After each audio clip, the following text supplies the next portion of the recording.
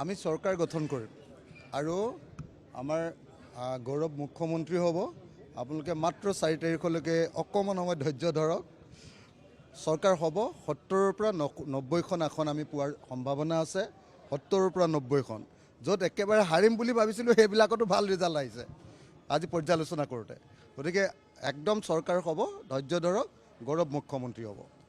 আমি চৰকাৰ গঠন কৰিম আৰু আমাৰ গৌৰৱ মুখ্যমন্ত্ৰী হ'ব।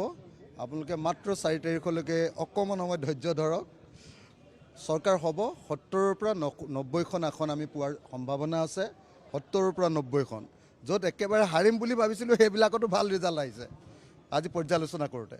গতিকে একদম চৰকাৰ হ'ব, ধৈৰ্য ধৰক, গৌৰৱ মুখ্যমন্ত্ৰী হ'ব। আমি চৰকাৰ গঠন কৰিম আৰু আমাৰ গৌৰৱ মুখ্যমন্ত্ৰী হ'ব। আপোনালোকে মাত্ৰ 4 তাৰিখলৈকে অকণমান সময় ধৈৰ্য ধৰক।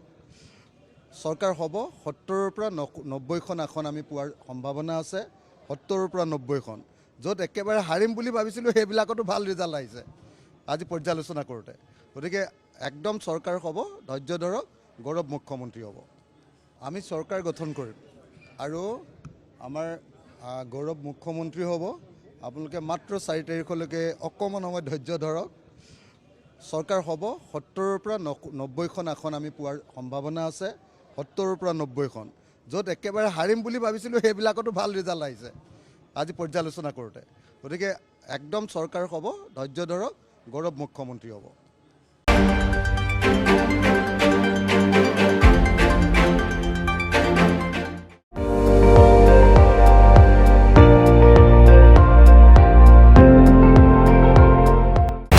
আপুনি চাই আছে ND24, সৰ্বশ্ৰেষ্ঠ নহয় সৰ্বোত্তমৰ দৌৰ।